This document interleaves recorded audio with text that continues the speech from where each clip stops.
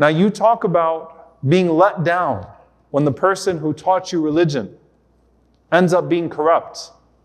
When you attach your faith to a human being.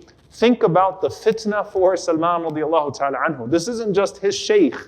This is the only shaykh that he knew. This is the only person who he was taught was a representation of this new religion that he embraced.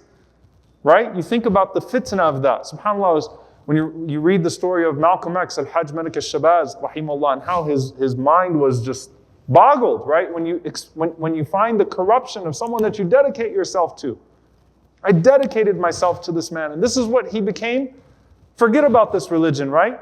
Salman radiallahu ta'ala anhu was wise, he was smart, he was sincere, he refused to judge the religion by the actions of that man.